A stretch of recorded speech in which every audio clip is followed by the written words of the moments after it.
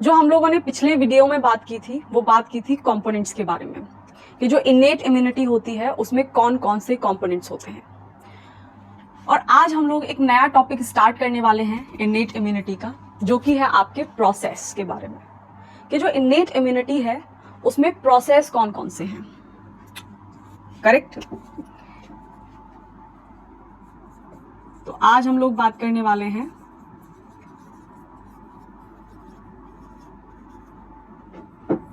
important process involved in innate immunity।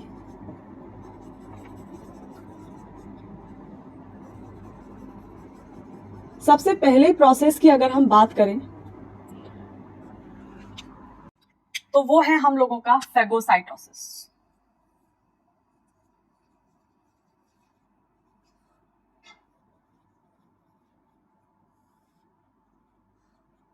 ये जो phagocytosis होता है इसमें एक्चुअल में क्या होता है कि इनेट इम्यूनिटी के मेनली दो सेल्स जो कि आपके न्यूट्रोफिल हैं और मैक्रोफेजेस हैं, वो क्या करते हैं कि आपका जैसे ही उन लोगों को फॉरेन पैथोजन नजर आता है, जैसे ही उनको कोई ऐसा एंटीजन नजर आता है जो होस्ट की बॉडी का नहीं है, तो वो उस पर्टिकुलर पैथोजन को निगल लेते हैं और निगलने के बाद क्या करते हैं, उसको लाइसोसोम के अंदर भेज देते हैं। और आप लोगों को पता ही होगा कि जो लाइसोसोम होता है उसके अंदर बहुत सारे डिग्रेडेटिव एंजाइम्स होते हैं और वो डिग्रेडेटिव एंजाइम्स उस पैथोजन का डिग्रेडेशन कर देते हैं। तो इस तरीके से फेगोसाइटोसिस की हेल्प से इनेट इम्यूनिटी पैथोजन को मार देती है। करेक्ट। तो सबसे पहली बात हम लोग यही लिखेंगे कि ये जो प्रोसेस है, दिस प्रोसेस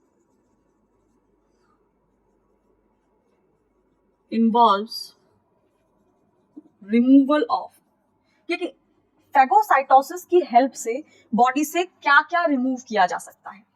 तो क्या क्या रिमूव कर सकते हैं? फॉरेन पैथोजन को, यानी डिजीज कॉजिंग एजेंट को। दूसरा सेलुलर डेब्रिस, यानी कोई ऐसी सेल जो कि बेकार हो चुकी है, तो उसको भी फेगोसाइटोसिस की हेल्प से बॉडी से रिमूव किया जाता है। और लास्ट में एपोप्टोटिक सेल्स, यानी वो सेल्स जो कि मर चुकी होती हैं, एपोप्टोटिक सेल्स। क्लियर? अभी मैंने आप लोगों को बताई थी, कल हम लोगों ने बात की थी इनेट इम्यूनिटी के कंपोनेंट्स में जो फोर्थ कंपोनेंट था जो कि आपका सेलुलर कंपोनेंट्स था। तो बहुत सारे सेल्स, बहुत सारे योद्धाओं के बारे में हमने बात की थी।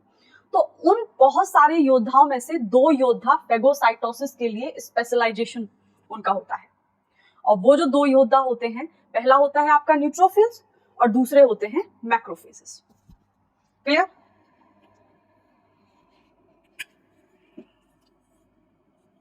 तो ये बात लिख लेते हैं कि जो आपके न्यूट्रोफिल्स होते हैं और आपके मैक्रोफेजेस होते हैं, मैक्रोफेजेस are involved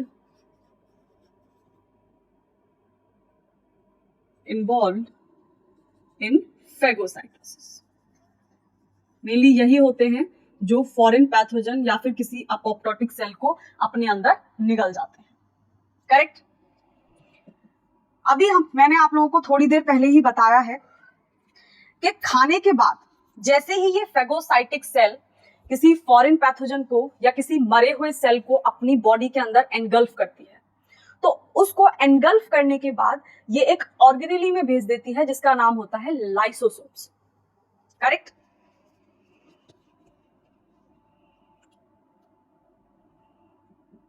तो इस बात को लिख लेते हैं कि जो लाइसोसोम होते हैं फेगोसाइटिक सेल्स के,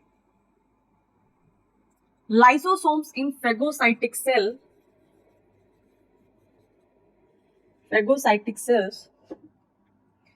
are crucial for killing the pathogen। क्यों?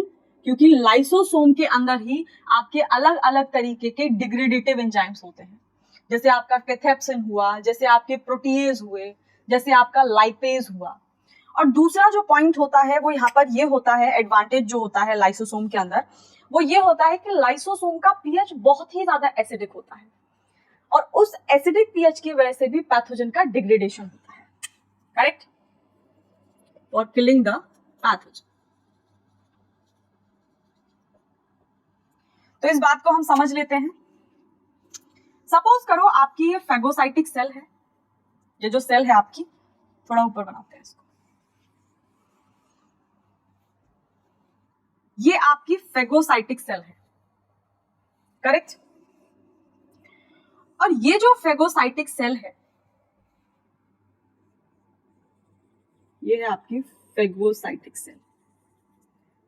जैसे ही इस फेगोसाइटिक सेल को, फेगोसाइटिक सेल जो है वो दो हैं इनेट इम्यूनिटी में, न्यूट्रोफिल्स एंड मैक्रोफेजेस। तो सपोज करो, मान लेते हैं कि ये एक मैक्रोफेज है। तो जैसे ही इस मैक्रोफेज को बॉडी के अंदर कहीं फॉरेन पैथोजन नजर आ जाएगा, तो ये क्या करेगी, उस बैक्टीरिया को अपने अंदर एनगल्फ कर लेगी, उसको निगल जाएगी। मान लेते हैं ये है आपका बैक्टीरिया, करेक्ट। तो जैसे ही ये इस बैक्टीरिया को अपने अंदर निगलेगी, निगलने के तुरंत बाद ये फॉरेन पैथोजन जाएगा आपका अर्ली एंडोसोम के अंदर, जो कि ये इसका एक ऑर्गेनेली होता है। अर्ली एंडोसोम से ये ट्रांसफर कर दिया जाएगा लेट एंडोसोम के अंदर।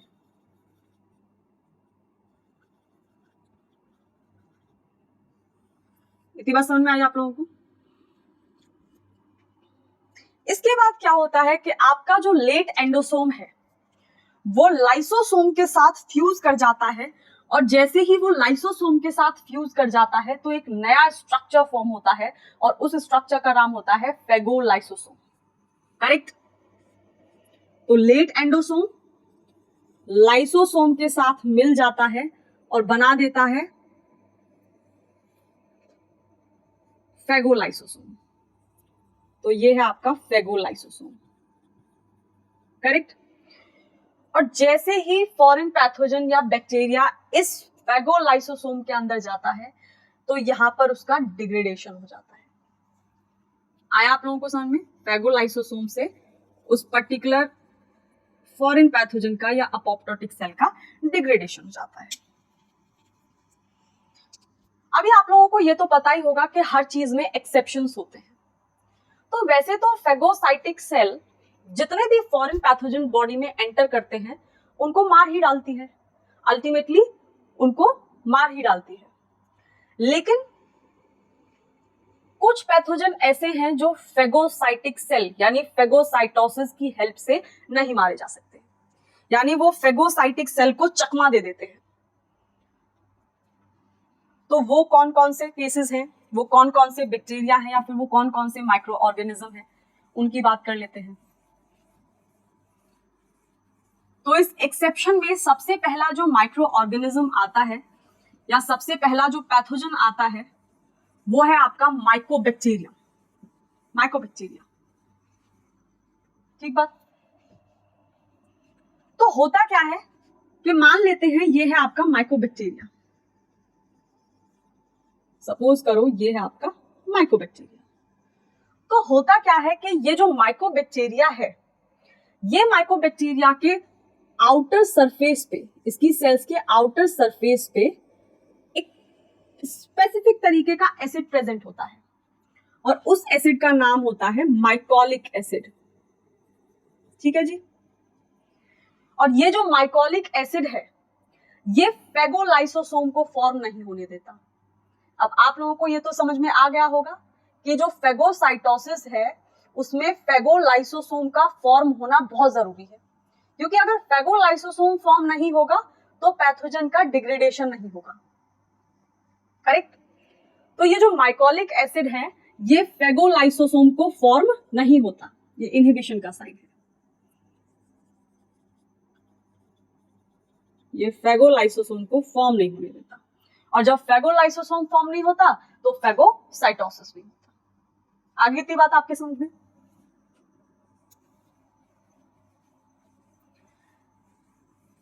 एक और पैथोजन है ऐसा ही, जो कि एक प्रोटोजोआ है, जिसको हम लेशमानिया बोलते हैं। तो मान लेते हैं ये वो प्रोटोजोआ है, लेशमानिया। अभी ये क्या करता है, इसका फेगोसाइटिक सेल को चकमा देने का तरीका क्या है कि आपका ये जो प्रोटोजोआ है लेशमानिया, ये क्या करता है कि वैसे तो फेगोसाइटिक सेल के लाइसोसोम में जाने के बाद फॉरेन पैथोजन की डेथ हो जाती है, लेकिन ये जो लेशमानिया है ये लाइसोसोम के अंदर जाकर भी इनकी डेथ नहीं होती है, बल्कि उल्टा होना स्टार्ट हो जाता है। और वो क्या होता है कि जहां जाकर इसकी डेथ हो जानी चाहिए, जहां जाकर इनका अंत होना चाहिए, वहां जाकर इनका आरंभ होना स्टार्ट हो जाता है। यानी जहां जाकर इनका डिग्रेडेशन होना चाहिए वहां ये रेप्लिकेट करना स्टार्ट कर देते हैं। करेक्ट। तो ये भी लेशमानिया जो प्रोटोजोआ हैं ये भी आपकी फेगोसाइटिक सेल को चकमा दे देते हैं और ये भी फेगोसाइटोसिस की हेल्प से नहीं मारे जा सकते। करेक्ट। तो ये दो बातें हम लोग लिख लेते हैं कि जो आपका माइकोबैक्टीरिया है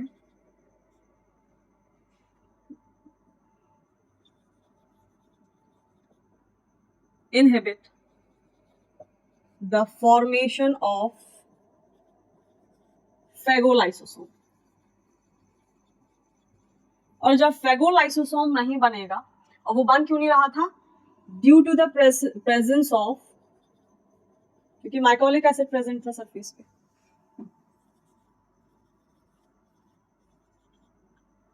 mycolic acid on the surface. आ गई थी बात समझ में आप लोगों को।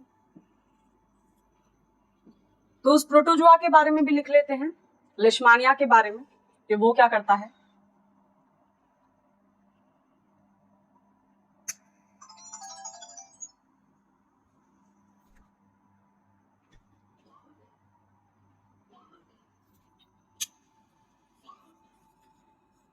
जो आपका प्रोटोजोआ है जिसका नाम है लेशमानिया,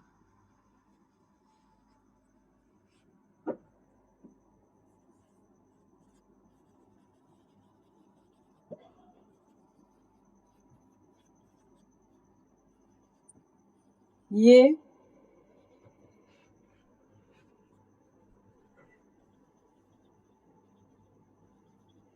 लाइसोसोम के एसिडिक पीएच में भी सरवाइव कर जाता है।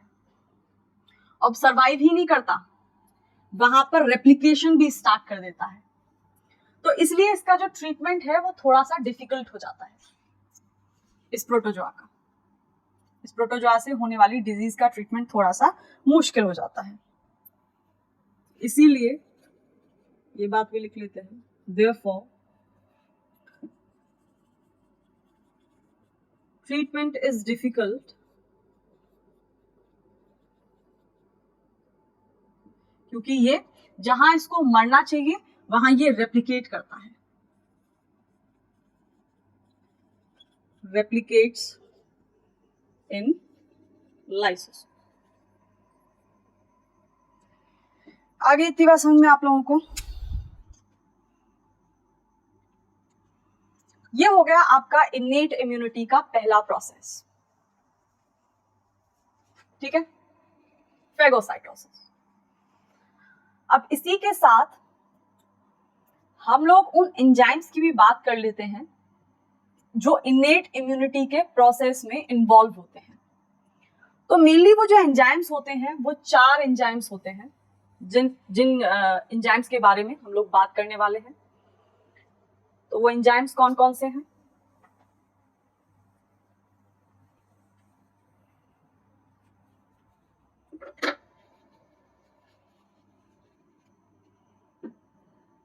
तो अब हम बात करेंगे एंजाइम्स के बारे में, मतलब लगे हाथ एंजाइम्स के बारे में भी बात कर लेते हैं।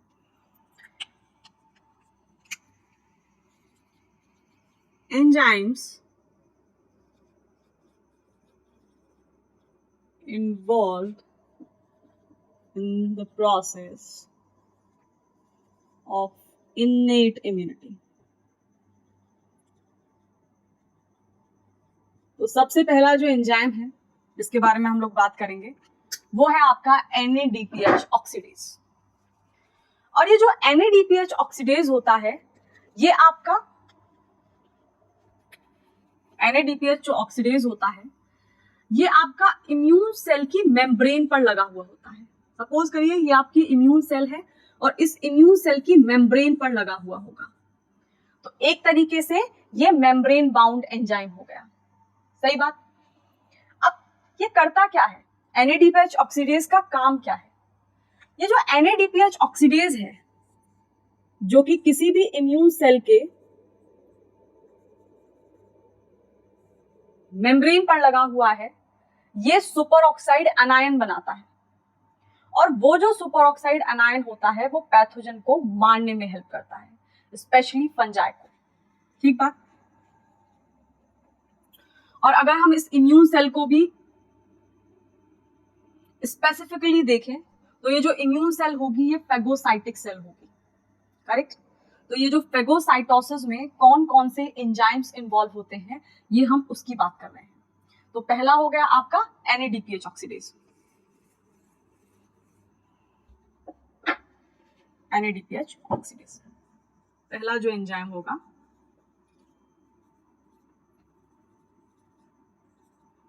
NADPH oxidase. जैसा कि मैंने आपको अभी बताया,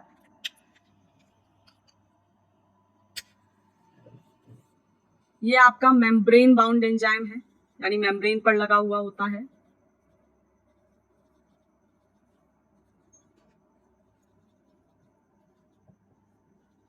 That is found on phagocytic cell,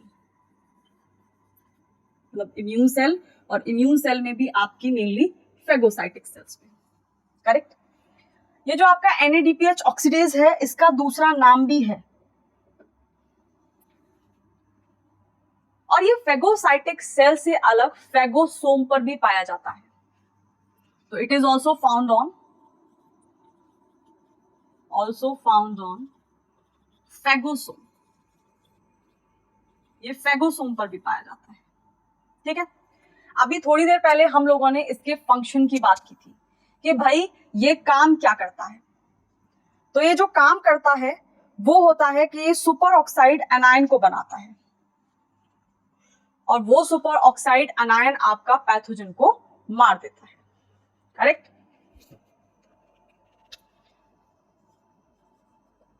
It mainly catalyzes the formation of superoxide anion.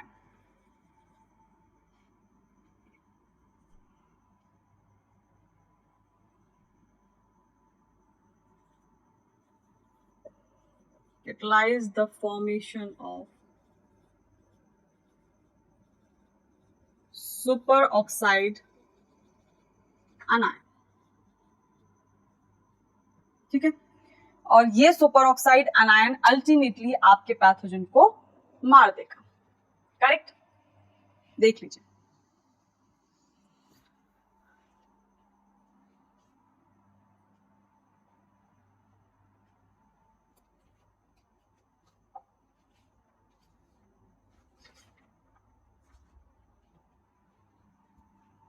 तो अब ये सुपर ऑक्साइड एनायन क्या करेगा,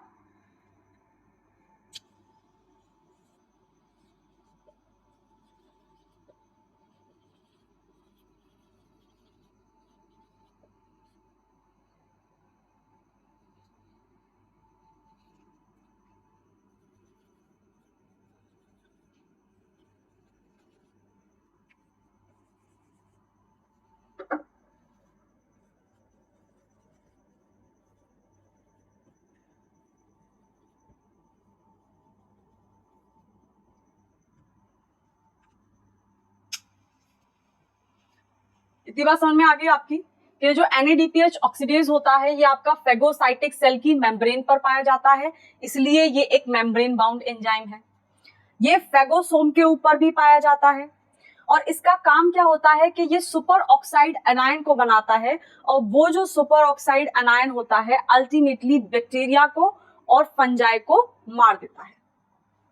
करेक्ट। अभी हम बात कर लेते हैं अपने दूसरे एंजाइम की, जो कि है आपका SOD, जो कि है आपका SOD। ठीक है।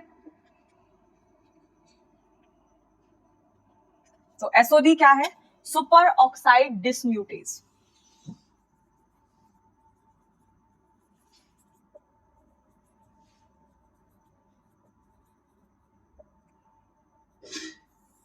अब ये सुपर ऑक्साइड डिसम्यूटेज क्या करता है?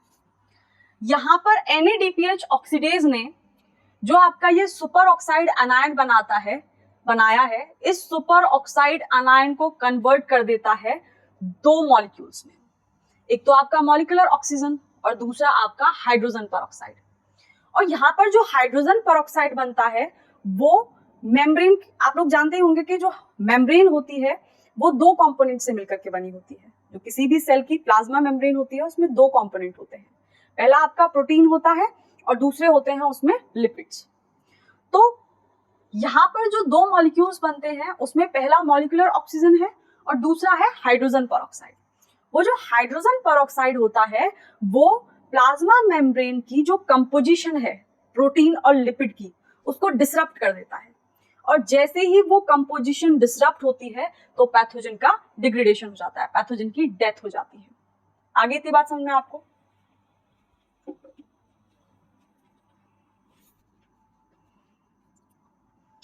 तो ये क्या करता है?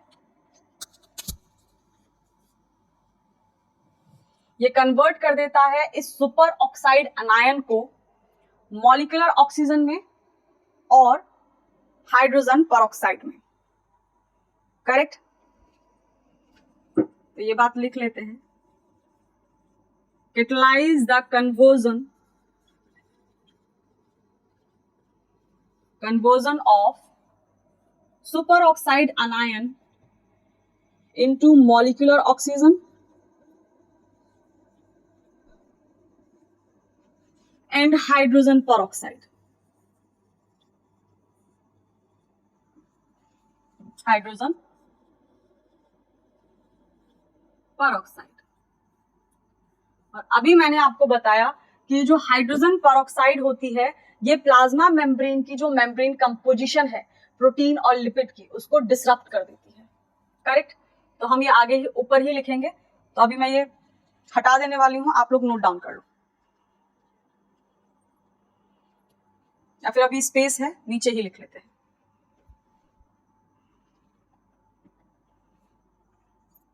तो ये H2O2 is responsible for what? For disrupting membrane proteins and lipids. Membrane के जो प्रोटीन्स हैं और लिपिड्स हैं उनको ये डिसरप्ट कर देता है। इतनी बात समझ में आ गई आप लोगों के? तो इसके बाद हम लोग बात करेंगे तीसरे एंजाइम की, जो कि है आपका कैटलेज। और आप लोग ये जानते होंगे, आप लोगों ने बायोकेमिस्ट्री में देखा होगा कि ये जो आपका कैटलेज होता है इसका टर्नओवर नंबर सबसे ज्यादा होता है। यानी जितने भी आपके एंजाइम्स हैं उसमें सबसे ज्यादा टर्नओवर रखने वाला एंजाइम आपका होता है कैटलेज। तो अभी उसी की बात कर लेते हैं।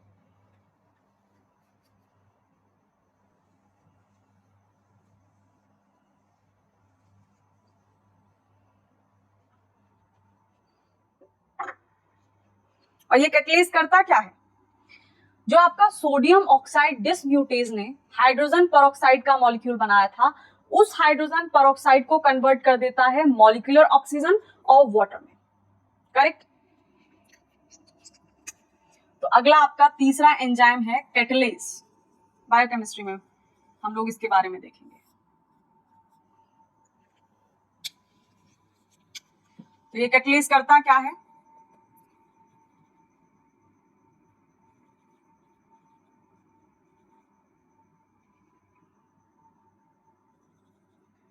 ये कन्वर्ट करता है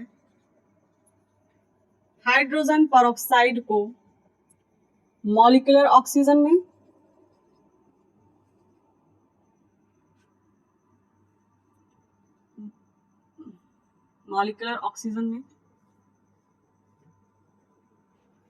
एंड वाटर, पानी में। ठीक है?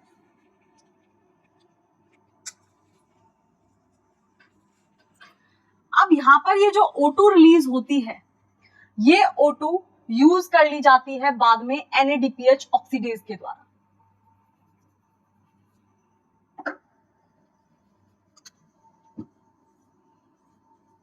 O2 मॉलिक्यूलर ऑक्सीजन जो इस एंजाइम के द्वारा प्रोड्यूस की जाती है, O2 produce in this reaction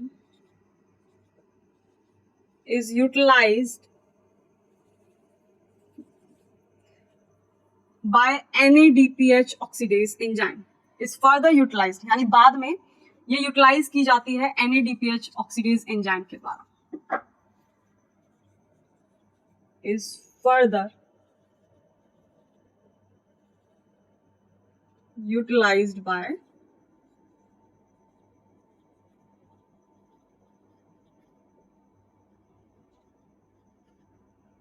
इतनी बात समझ में आ गई आप लोगों को?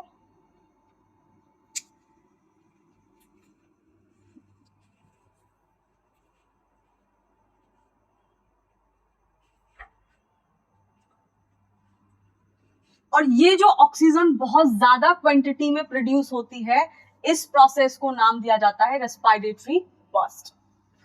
दिस रिलीज ऑफ ऑक्सीजन, ये जो O2 का रिलीज होता है, इसको हम रेस्पिरेटरी बर्स्ट बोलते हैं। This release of O2 is also termed as या फिर ऑल्सो नोन एज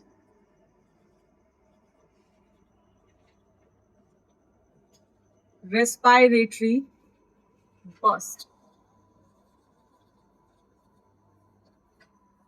ठीक है, तो अब हम लोग इन तीनों एंजाइम्स को एक साथ समझ लेते हैं।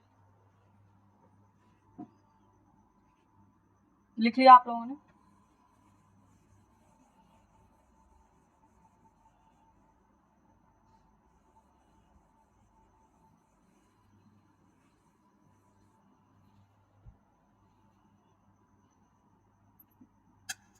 तो एक्चुअल में आपकी स्टार्टिंग हुई कहां से थी? हम लोगों की जो स्टार्टिंग हुई थी वो हुई थी NADPH ऑक्सीडेज से, कि ये आपकी फेगोसाइटिक सेल है और इस फेगोसाइटिक सेल के मेम्ब्रेन पे अटैच है आपका NADPH ऑक्सीडेज। ठीक बात? ये जो आपका NADPH ऑक्सीडेज है, ये बनाता है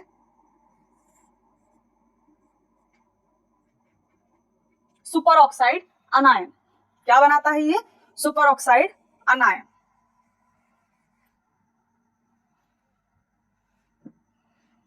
और किसको यूटिलाइज करता होगा? उस ऑक्सीजन को जो आपकी कैटलीज के द्वारा बनाई जाती है। करेक्ट? तो ये है आपका NADPH ऑक्सीडेज और ये है आपकी फेगोसाइटिक सेल, ये उसके सरफेस पर प्रेजेंट है। तो ये आपका यूज करता है NADPH plus O2 will lead to the formation of superoxide anion। इसके बाद क्या हो रहा था कि ये जो सुपरऑक्साइड अनायन बना है, ये पैथोजन को मारने का काम करता है और स्पेसिफिकली बैक्टीरिया को और आपके फंजाई को। सही बात? तो ये है आपका सुपर ऑक्साइड अनायन। फिर बाद में क्या होता है? इसके बाद क्या हो रहा था? इस सुपर ऑक्साइड अनायन को कन्वर्ट कर दिया जाता है मॉलिक्यूलर ऑक्सीजन में और हाइड्रोजन परऑक्साइड में, और वो होता है एक एंजाइम के द्वारा जिसका नाम था सोडियम ऑक्साइड डिसम्यूटेज। करेक्ट? तो इसको कन्वर्ट कर दिया जाता है आपका O2 प्लस H2O2, और किसके द्वारा हो रहा था? ये SOD के द्वारा। ठीक बात? अभी ये जो H2O2 होता है, ये जो आपका H2O2 है, इस H2O2 को कैटलेज एंजाइम यूज करता है और दोबारा से कन्वर्ट कर देता है ऑक्सीजन में और वाटर में। ये जो आपकी H2O2 है, इसको कैटलेज यूज करता है और कन्वर्ट कर देता है O2 प्लस वाटर में। करेक्ट? और लास्ट में हम लोगों ने देखा था कि यहाँ पर जो ऑक्सीजन प्रोड्यूस होता है, इस ऑक्सीजन को वापस यूज कर लिया जाता है किसके द्वारा? NADPH ऑक्सीडेज के द्वारा, और इसी को हम बोल रहे थे रेस्पिरेटरी बर्स्ट।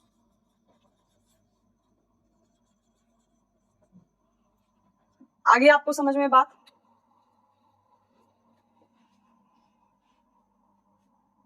तो ये हो गए हम लोगों के 3 एंजाइम्स।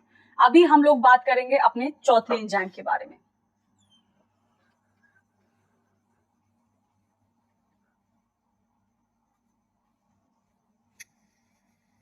ठीक है,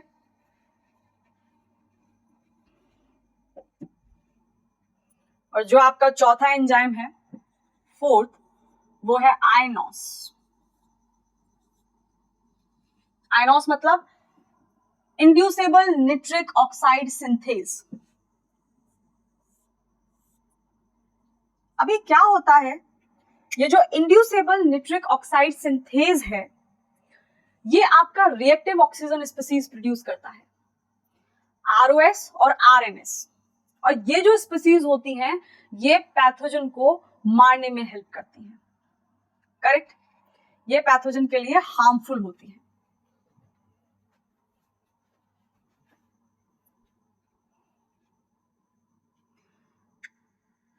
तो फेगोसाइटोसिस जो प्रोसेस है, जब फेगोसाइटिक सेल अपना काम कर रही होती है, तो उस दौरान एक और पाथवे इंड्यूस होता है जिसका नाम है PIP2 pathway.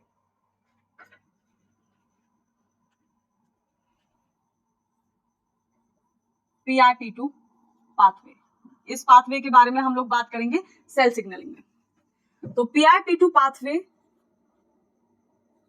Is induced, PIP2 pathway induce होता है जब आपकी फेगोसाइटिक सेल काम कर रही होती है। ठीक है, इज इंड्यूस्ड, या फिर आप लिख सकते हैं एक्टिवेटेड, बेटर टर्म रहेगा, is also activated during phagocytosis.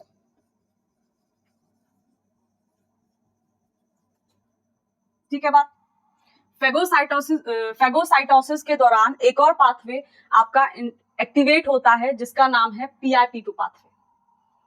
अभी ये जो PIP2 पाथवे है, इसमें ROS और RNS बनते हैं।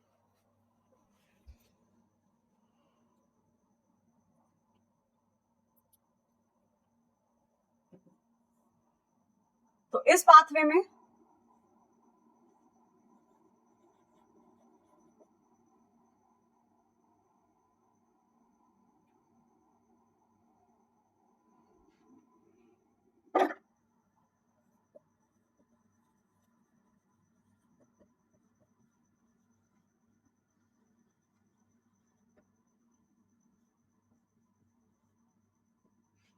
तो इस पाथवे में रॉस जो होते हैं, रिएक्टिव ऑक्सीजन स्पीसीज, ये रिएक्टिव ऑक्सीजन स्पीसीज कन्वर्ट करते हैं L-आर्जिनिन को सिट्रुलिन और NO निट्रिक ऑक्साइड में। करेक्ट? और ये जो पूरी सिग्नलिंग है, ये हम लोग सेल सिग्नलिंग में पढ़ेंगे इस पाथवे को पढ़ने के दौरान। करेक्ट? तो अभी हम लोग इतना पता कर लेते हैं कि आयनोस जो है, आयनोस जो एंजाइम है, उस एंजाइम, जब ये एंजाइम काम कर रहा होता है फेगोसाइटोसिस के दौरान, तो उस दौरान एक और पाथवे इंड्यूस होता है, उस दौरान एक और पाथवे एक्टिवेट होता है जिसका नाम होता है PIP2 पाथवे। और ये जो आपका PIP2 पाथवे है, इसमें रिएक्टिव ऑक्सीजन स्पीसीज बनते हैं, और ये जो रॉस होते हैं, ये आर्जिनिन को कन्वर्ट कर देते हैं सिट्रुलिन प्लस निट्रिक ऑक्साइड में। करेक्ट?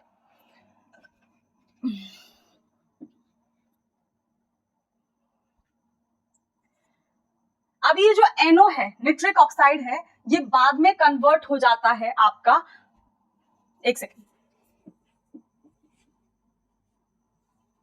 हाँ, तो ये जो NO है, ये बाद में कन्वर्ट हो जाता है आपका RNS में, रिएक्टिव नाइट्रोजन स्पीसीज में।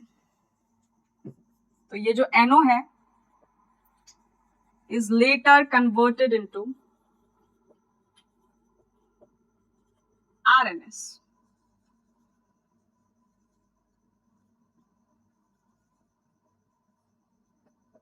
ठीक है, और ये जो रिएक्टिव नाइट्रोजन स्पीसीज बनती हैं, ये पैथोजन के लिए हार्मफुल होती हैं।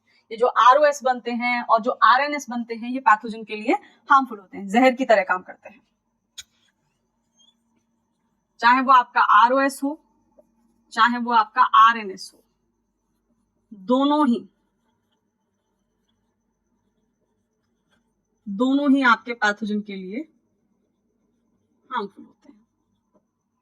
आगे इतनी बात समझ में? तो ये था आपका चौथा एंजाइम। अब हम लोग बात करेंगे, सबसे पहले हमने इनेट इम्यूनिटी में पहला प्रोसेस पढ़ा था और वो प्रोसेस था फेगोसाइटोसिस। फेगोसाइटोसिस में हम लोगों ने देखा कि न्यूट्रोफिल्स और मैक्रोफेजेस होते हैं। वो न्यूट्रोफिल्स और मैक्रोफेजेस क्या करते हैं कि वो वैसे ही बॉडी में सर्कुलेट हो रहे होते हैं, और जैसे ही उन लोगों को कोई फॉरेन पैथोजन नजर आता है या फिर उन लोगों को कोई डेब्रिस नजर आता है सेल का, या फिर मरी हुई सेल, अपोप्टोटिक सेल दिखती है, तो वो उस पर्टिकुलर पैथोजन को अपनी बॉडी के अंदर एनगल्फ कर लेते हैं। और जैसे ही उसको अपनी बॉडी के अंदर एनगल्फ करते हैं, उसके बाद उसको भेज दिया जाता है लाइसोसोम के अंदर, और लाइसोसोम के अंदर कई सारे एंजाइम्स होते हैं, जैसे आपके कैथाप्सिन हुए, लाइपेज हुए, वो उन पर्टिकुलर पैथोजन का डिग्रेडेशन कर देते हैं। करेक्ट। और जो इसके बाद हम लोगों ने देखा कि इनेट इम्यूनिटी के जो पहला प्रोसेस था फेगोसाइटोसिस, उस फेगोसाइटोसिस में कौन कौन से एंजाइम्स इन्वॉल्व होते हैं। तो उसमें हमने 4 एंजाइम्स की बात की। आपका जो पहला एंजाइम था वो था NADPH ऑक्सीडेज, जो कि सुपर ऑक्साइड अनायन बना रहा था। दूसरा एंजाइम जो था वो SOD था, जो कि आपका उस पहले सुपर ऑक्साइड जो आपका सुपर ऑक्साइड अनायन बनाया था NADPH ऑक्सीडेज ने, उसको वो कन्वर्ट कर दे रहा था molecular oxygen plus hydrogen peroxide में। उसके बाद तीसरा एंजाइम आया कैटलेज, और उस कैटलेज ने क्या किया कि जो hydrogen peroxide sodium oxide dismutase ने बनाया था, उसको उसने कन्वर्ट कर दिया ऑक्सीजन में और वाटर में। और यहाँ पर जो ऑक्सीजन बन रहा है, कैटलेज के द्वारा जो ऑक्सीजन बन रहा है, वो यूज किया जाएगा बाद में NADPH ऑक्सीडेज के द्वारा, और इसी को हम लोग बोलते हैं रेस्पिरेटरी बर्स्ट। और जो लास्ट में हमने चौथा एंजाइम देखा, वो देखा आयनोस। आयनोस जो है, जब फेगोसाइटोटिक सेल अपना काम कर रही होती है, तो उस दौरान एक पाथवे को इंड्यूस कर देता है जिसका नाम है PIP2 पाथवे। इस PIP2 पाथवे में रिएक्टिव ऑक्सीजन स्पीसीज बनती है, और वो reactive oxygen species nitric oxide बना देती है। जो निट्रिक ऑक्साइड होता है वो बाद में RNS, रिएक्टिव नाइट्रोजन स्पीसीज में कन्वर्ट कर दिया जाता है। अब चाहे आपकी ROS हो, चाहे आपकी RNS हो, दोनों ही पैथोजन के लिए हार्मफुल होती है। तो इतनी बात हमने आज की। अभी हम दूसरे प्रोसेस की बात करते हैं, जो कि है आपका ऑप्सोनाइजेशन, इनेट इम्यूनिटी का दूसरा प्रोसेस। सही बात। दूसरा प्रोसेस है आपका ऑप्सोनाइजेशन।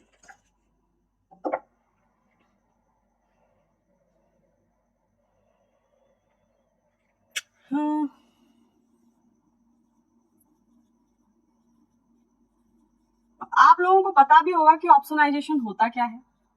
आप लोगों ने हिंदी मूवीज में देखा होगा कि जो विलेन होता है वो हीरो की किसी कमजोरी को पता कर लेता है, और उस कमजोरी पे वो बार बार वार करता है, जिससे कि हीरो कमजोर हो, उसकी जो ताकत है वो कम होती चली जाए। वैसे ही हमारी जो इनेट इम्यूनिटी होती है, ये बड़ी चालाक होती है।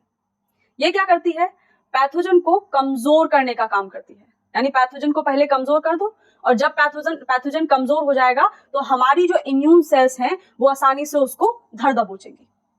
करेक्ट। तो इसी को हम बोलते हैं ऑप्सोनाइजेशन। तो ऑप्सोनाइजेशन में आपका पैथोजन इतना ज्यादा कमजोर हो जाता है कि हम उसको आसानी से मार देते हैं। मतलब जो आपकी इम्यून सेल्स होते हैं, जो आपके योद्धा होते हैं, वो उसको आसानी से कुचल देते हैं। तो एक ऐसा प्रोसेस होता है जिसमें पैथोजन बहुत कमजोर हो जाता है, और वो बहुत ससेप्टेबल हो जाता है फेगोसाइटोसिस के लिए। मतलब फेगोसाइटिक सेल अब उसे आसानी से खा सकती है। ठीक बात। तो ऐसा प्रोसेस जिसमें पैथोजन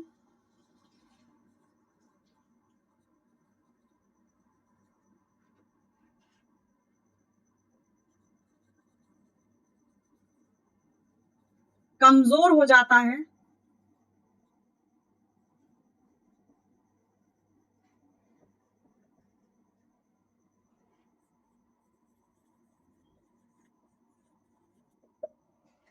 ठीक बात। तो इसको हम बोलते हैं ऑप्सोनाइजेशन। करेक्ट।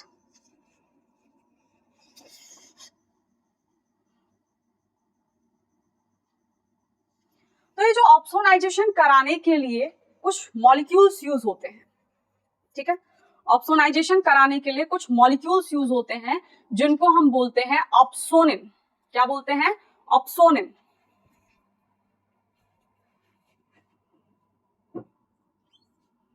इन मॉलिक्यूल्स को बोलते हैं हम ऑप्सोनिन।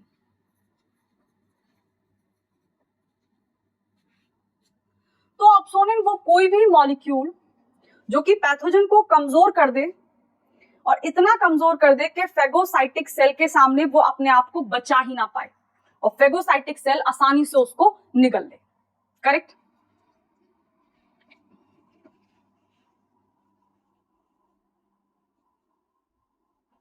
तो ऑप्सोनिन वो कोई भी मॉलिक्यूल जो कि फेगोसाइटोसिस को बढ़ाए। Opsonin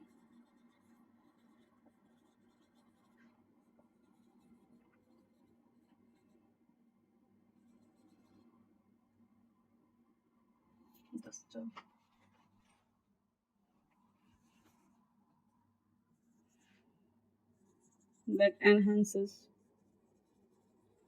phagocytosis. थोड़ी देर पहले मैंने आपको फेगोसाइटोसिस में बताया था कि जो माइकोबैक्टीरिया होता है वो बहुत चालाक होता है। चालाक कैसे होता है कि उसके सरफेस के ऊपर माइकोलिक एसिड प्रेजेंट होता है, और वो जो माइकोलिक एसिड होता है वो आपका फेगोलाइसोसोम फॉर्म नहीं होने देता। अब फेगोसाइटिक सेल का जो इंपॉर्टेंट ऑर्गेनेली था वो क्या था? आपका फेगोलाइसोसोम। फेगोलाइसोसोम के अंदर जैसे ही पैथोजन जा रहा था तो वो उसको मार डाल रही थी। करेक्ट। लेकिन माइकोबैक्टीरिया क्या करता है? ये फेगोलाइसोसोम नहीं बनने देता। तो ऑप्सोनाइजेशन प्रोसेस की हेल्प से हम माइकोबैक्टीरिया को भी फेगोसाइटोसिस के लिए तैयार कर सकते हैं। कैसे?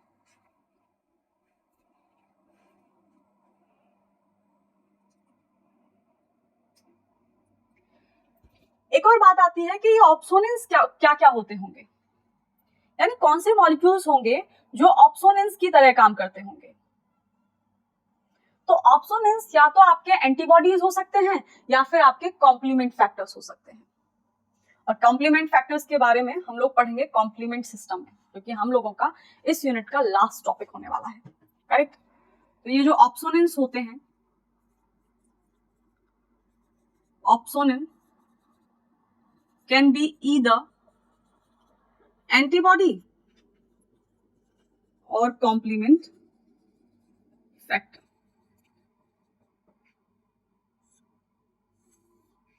ठीक है। और अभी मैंने आप लोगों को एक बात बताई थी कि इस ऑप्सोनाइजेशन प्रोसेस की हेल्प से जो माइकोबैक्टीरियम के अंदर रेजिस्टेंस होती है उसको खत्म किया जा सकता है और ऑप्सोनाइज्ड माइकोबैक्टीरिया को आसानी से मारा जा सकता है। करेक्ट। तो इस बात को भी लिख सकते हैं कि opsonised mycobacteria can be easily cleared, easily cleared by macrophages। ठीक है, ये हो गया आपका दूसरा प्रोसेस, ऑप्सोनाइजेशन। अभी हम लोग बात करेंगे पीआरआर रिस्पॉन्स की, और ये पीआरआर रिस्पॉन्स क्या होता है वो देख लेते हैं।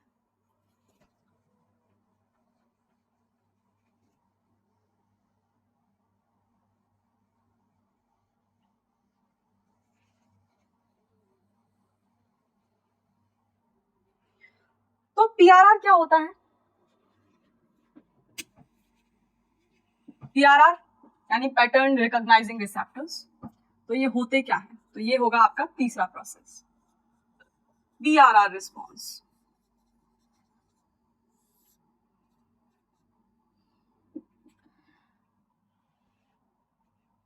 ये जो आपके पीआरआर होते हैं ये एनिमल सेल्स के ऊपर प्रेजेंट होते हैं, और ये कई सारी तरीके के होते हैं। जैसे आपके टीएलआर हो गए, टोल लाइक रिसेप्टर्स, जैसे आपके सी टाइप लैक्टिन रिसेप्टर्स हो गए।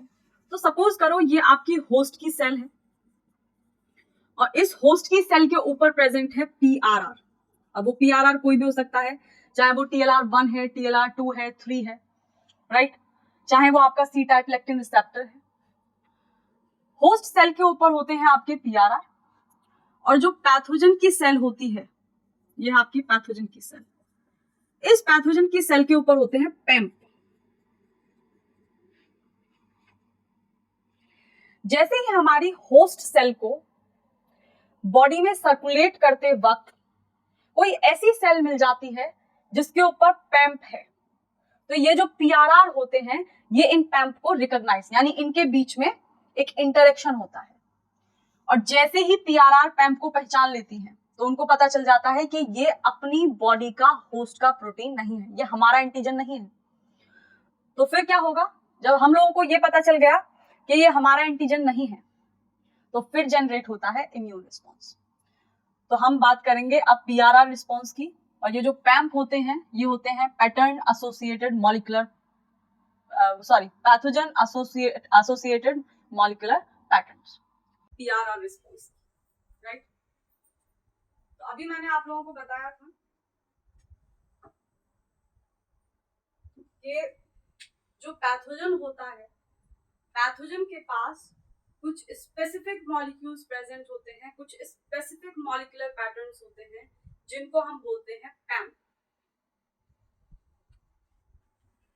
ठीक है। पैथोजन के पास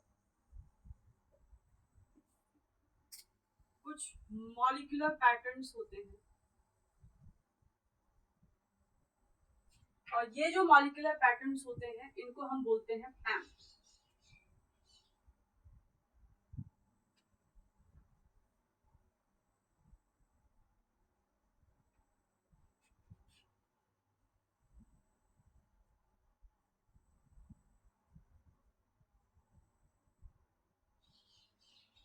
यानी कि पैम्प्स।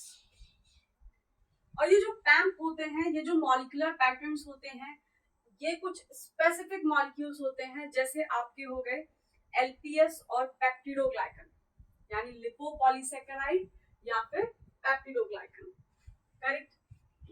तो ये जो पैम्प होते हैं ये या तो आपके LPS हो सकते हैं, लिपोपॉलीसेकेराइड, या फिर peptidoglycan.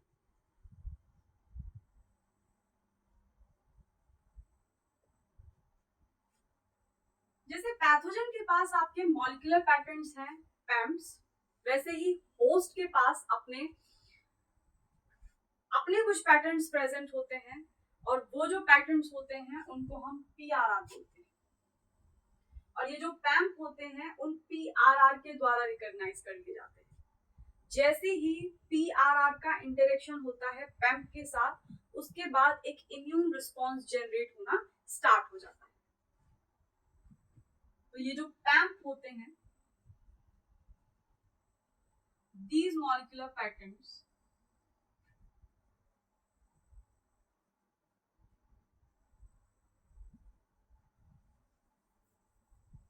are recognized by PRRs, जो कि आपकी होस्ट की बॉडी पर प्रेजेंट होते हैं। तो ये PRR क्या होते हैं, पैटर्न रिकॉग्नाइजिंग रिसेप्टर्स।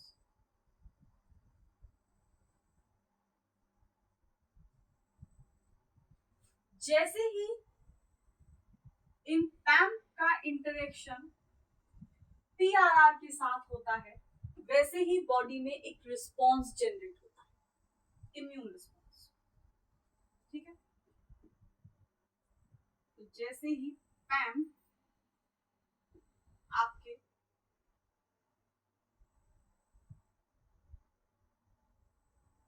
सपोज करो ये पैम्प है, ये प्रेजेंट होंगे आपके पैथोजन के बॉडी,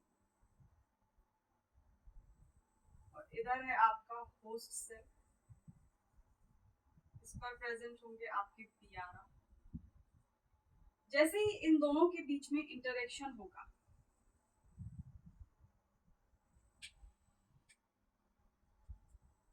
इंटरेक्शन होने के बाद एक रिस्पॉन्स जनरेट होगा। तो सबसे पहले हम लोग बात करेंगे कि ये जो मॉलिक्यूलर पैटर्न्स हैं इन मॉलिक्यूलर पैटर्न्स को पहचानने वाले पीआरआर एनिमल सेल के अंदर कौन कौन से हैं? तो उसमें सबसे पहले जो आते हैं वो आते हैं आपके टीएलआरस यानी टोल लाइक रिसेप्टर्स।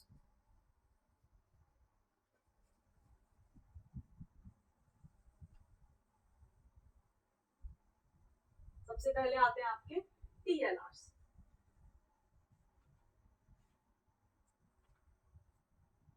तो इंपॉर्टेंट पीआरआर कौन से हैं जो कि एनिमल सेल में एक्सप्रेस्ड होते हैं?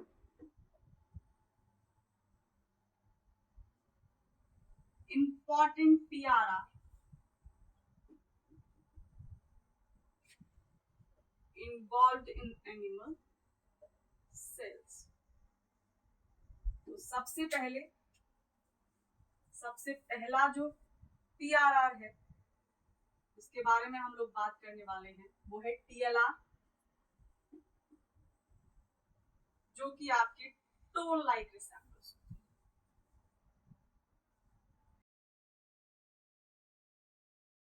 तो ये जो टीएलआरस होते हैं जो कि होस्ट सेल पर प्रेजेंट होते हैं, ये अलग अलग तरीके के जो आपके माइक्रो ऑर्गेनिज्म हैं उनके अलग अलग स्ट्रक्चर को पहचानते हैं।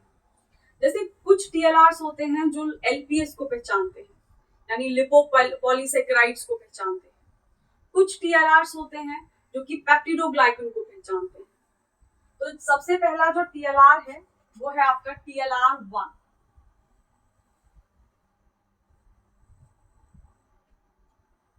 और ये जो टीएलआर1 है, ये टीएलआर1 पहचानता है आपका ट्राइएसाइल लिपोपेप्टाइड को। और ये जो ट्राइएसाइल लिपोपेप्टाइड है ये माइकोबैक्टीरिया के ऊपर प्रेजेंट होती है। ये रिकॉग्नाइज करता है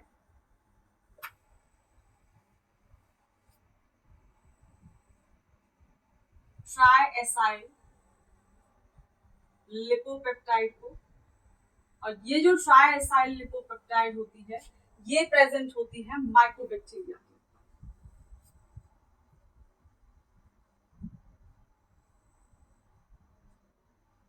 ठीक है, टीएलआर1 रिकॉग्नाइज करता है ट्राइएसाइल लिपोपेप्टाइड को। और ये जो ट्राइएसाइल लिपोपेप्टाइड होती है ये माइकोबैक्टीरिया के ऊपर प्रेजेंट होती है। ये जो टीएलआरस हैं इनसे मैच करके क्वेश्चंस पूछ लिए जाते हैं, यानी मैचिंग क्वेश्चंस पूछ लिए जाते हैं कि टीएलआर1 क्या रिकॉग्नाइज करता है, टीएलआर9 का क्या काम होता है। तो 4 नंबर का क्वेश्चंस कई बार देखने को मिले हैं नेट जेआरएफ के अंदर। टीएलआर1 के बाद जो है वो है आपका टीएलआर2। और टीएलआर2 आपका पेप्टिडोग्लाइकन को रिकॉग्नाइज करता है। जो आपका टीएलआर2 है वो रिकॉग्नाइज करता है पेप्टिडोग्लाइकन।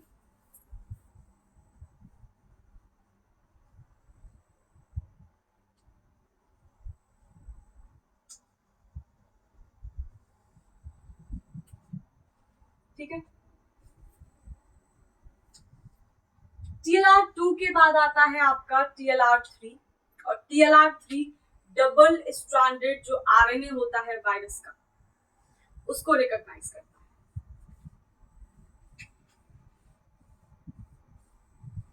टीएलआर3 रिकॉग्नाइज करता है double stranded RNA of virus. तो हर टीएलआर पैथोजन के अलग अलग पैटर्न्स को रिकॉग्नाइज करते हैं। टीएलआर3 के बाद जो आता है वो है आपका टीएलआर4, जो कि लिपोपॉलीसेकेराइड को रिकॉग्नाइज करने का काम करता है।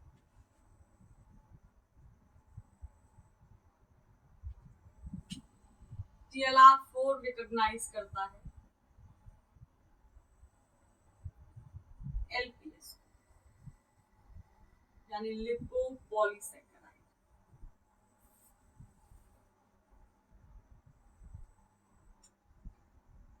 टीएलआर जो 5 है, यहाँ से सीधे सीधे क्वेश्चंस होते हैं, ऐसा कुछ समझने वाला कुछ नहीं है। कौन सा टीएलआर कौन से वाले पैथोजन के मॉलिक्यूलर पैटर्न को रिकॉग्नाइज करता है। सिंपल इस तरीके से क्वेश्चंस को लोग पूछते हैं।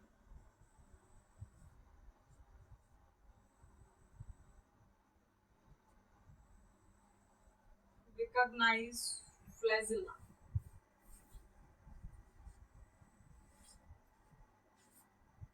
ठीक है। TLR 5 के बाद है आपका TLR 6 और TLR 6 आपका काइटिन को और डाइएसाइल लिपोपेप्टाइड को रिकॉग्नाइज करता है। जो आपका TLR 6 है वो रिकॉग्नाइज करता है काइटिन को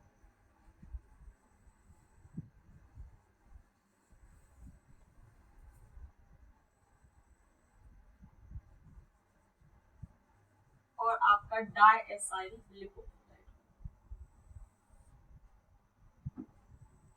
तो TLR 1 जो था वो ट्राइएसाइल लिपोपेप्टाइड को रिकॉग्नाइज कर रहा था और जो आपका TLR 6 है वो डाइएसाइल लिपोपेप्टाइड को रिकॉग्नाइज कर रहा है।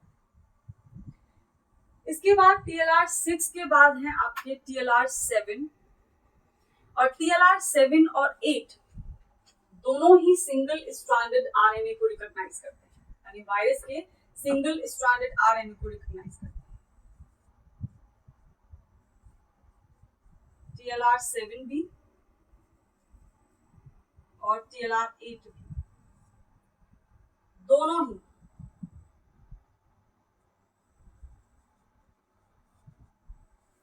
रिकॉग्नाइज करते हैं single stranded RNA of virus. ठीक है। तो जो आपका TLR 3 है वो डबल स्ट्रैंडेड आरएनए को रिकॉग्नाइज करता है और जो 7 और 8 है वो रिकॉग्नाइज करते हैं आपके सिंगल स्ट्रैंडेड आरएनए को। इसके बाद होता है आपका TLR 9 और जो TLR 9 है वो रिकॉग्नाइज करता है आपके अनमिथाइलेटेड CpG residues of herpes virus.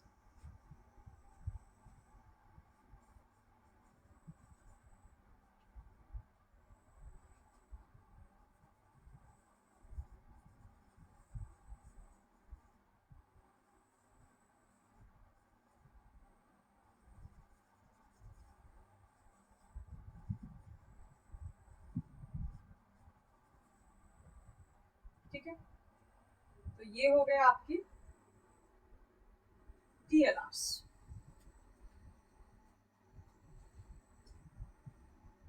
Right. तो ये हो गए आपके PRR रिस्पॉन्स में सबसे पहले PRR मॉलिक्यूल्स जो कि होस्ट की सेल्स पर प्रेजेंट होते हैं, TLRs। और जो TLRs होते हैं ये अलग अलग पैथोजन के अलग अलग मॉलिक्यूलर पैटर्न्स को रिकॉग्नाइज करने का काम करते हैं। और वो जो स्पेसिफिक TLR किस किस स्पेसिफिक मॉलिक्यूलर पैटर्न को रिकॉग्नाइज करता है वो इधर हम लोग देख चुके हैं। अब हम बात करते हैं अपने दूसरे PRR की।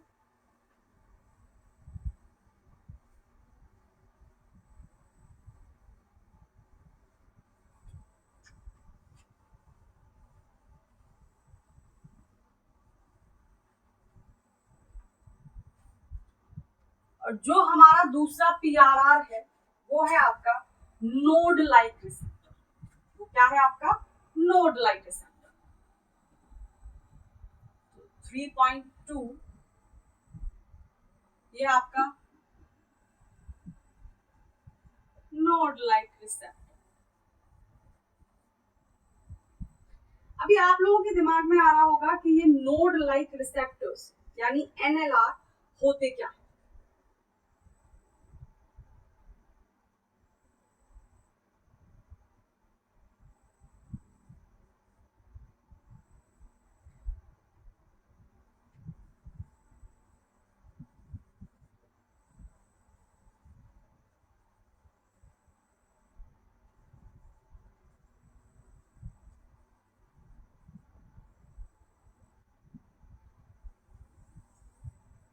तो ये जो आपके नोड लाइक रिसेप्टर्स होते हैं ये मेनली आपके साइटोसोल में प्रेजेंट होते हैं।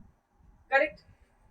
यानी नोड लाइक रिसेप्टर्स जो हैं नोड NOD नोड का मतलब है न्यूक्लियोटाइड ओलिगोमराइजेशन डोमेन, और ये जो नोड होते हैं ये आपके प्रेजेंट होते हैं साइटोसोल के अंदर।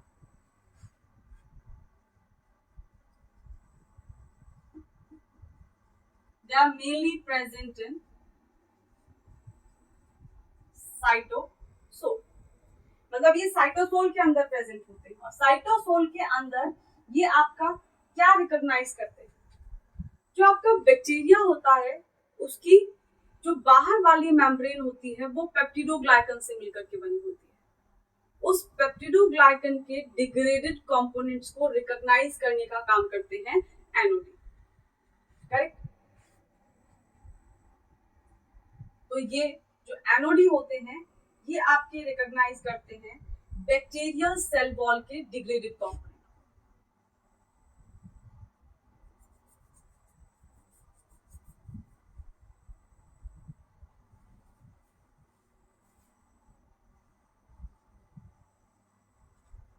बैक्टीरियल सेल वॉल के डिग्रेडेड कंपोनेंट्स, और बैक्टीरियल सेल वॉल के डिग्रेडेड कंपोनेंट्स में क्या होगा आपका पेप्टिडोग्लाइकन। एग्जैक्टली, इतनी बात समझ में आई आप लोगों को। अभी ये जो नोड लाइक रिसेप्टर्स होते हैं ये आपके इंफ्लासोम पाथवे को भी एक्टिवेट कर देते हैं,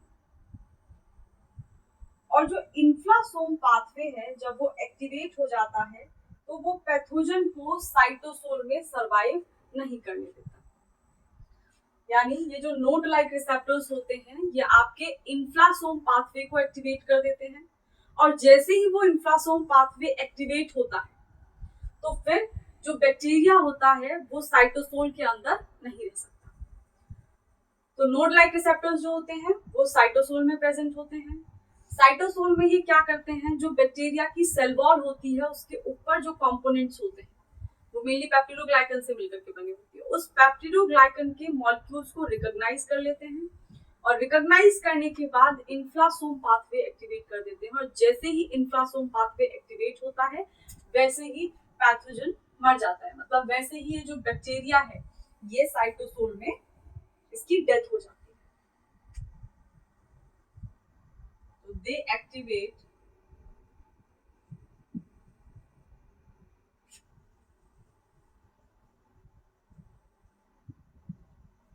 ये आपका एक्टिवेट कर देते हैं इंफ्लासोम पाथवे को,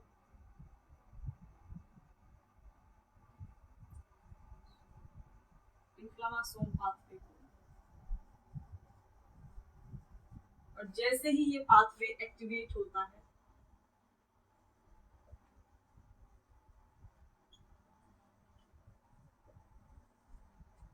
वैसे ही जो आपका बैक्टीरिया है वो साइटोसोल के अंदर नहीं रह सकता, उसकी साइटोसोल के अंदर डेथ हो जाती है। ठीक है, तो ये है आपके पीआरआर रिस्पॉन्स में आपका दूसरा पीआरआर, जिसको हम नोड लाइक रिसेप्टर्स बोलते हैं। अभी हम अपने तीसरे पीआरआर की बात कर लेते हैं।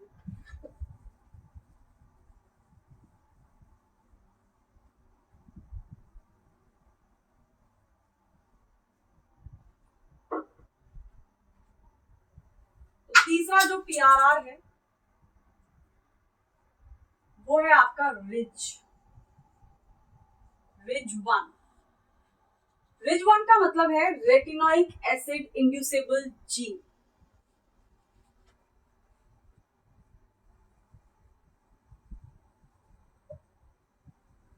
रेटिनोइक एसिड इंड्यूसेबल जीन,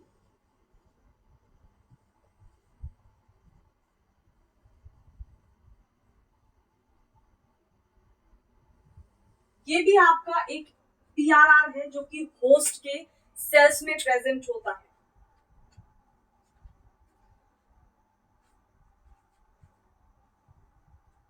तो ये जो आपका रिज 1 है ये भी आपका साइटोसोल के अंदर ही प्रेजेंट होता है, ये भी आपका साइटोसोल के अंदर ही प्रेजेंट होता है।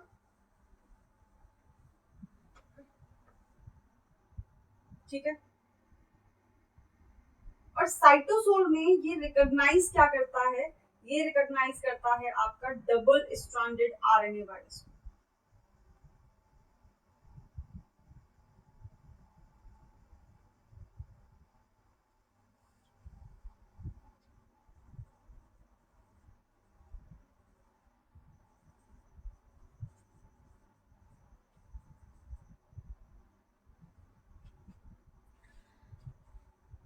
तो यहाँ पे हम अपने पीआरआर रिस्पॉन्स के तीसरे पीआरआर की बात कर रहे हैं, जो कि आपके होस्ट सेल में प्रेजेंट होते हैं।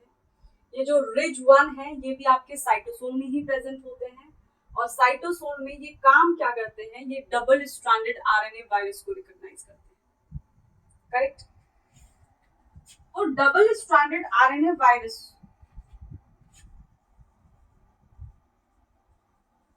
को रिकॉग्नाइज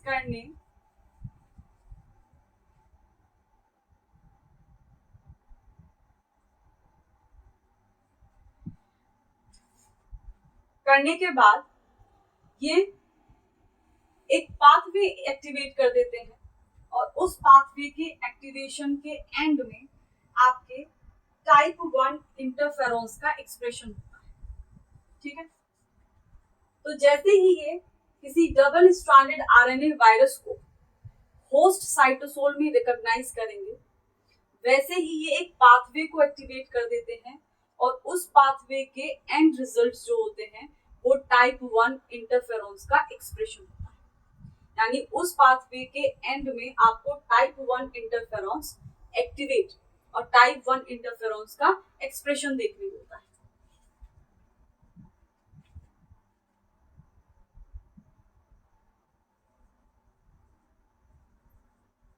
तो एक्टिवेशन होने के बाद, upon activation, induce expression of what? Induce the expression of type 1 interferon. ये टाइप 1 इंटरफेरॉन का एक्टिवेशन कर देते हैं। और जो आपका टाइप 1 इंटरफेरॉन्स में जो आपके स्पेसिफिक इंटरफेरॉन्स आते हैं वो मेनली दो होते हैं, interferon alpha and interferon gamma. तो ये जो आपके टाइप 1 इंटरफेरॉन्स हैं, इसमें आपके दो इंटरफेरॉन्स आते हैं मेनली। पहले होते हैं आपके इंटरफेरॉन अल्फा और दूसरे होंगे इंटरफेरॉन बीटा। इतनी बात समझ में आई आप लोगों को?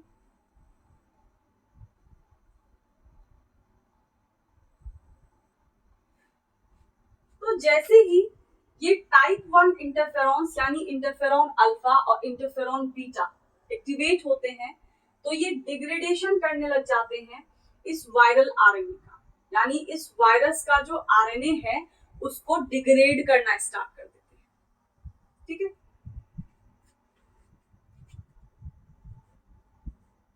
तो जैसे ही ये इंटरफेरॉन्स एक्टिवेट होते हैं, ये करते क्या है? They cause degradation of viral RNA. ये वायरल आरएनए का डिग्रेडेशन कर देते हैं और सेलुलर ट्रांसलोकेशन को भी ब्लॉक कर देते हैं, and also block cellular translocation.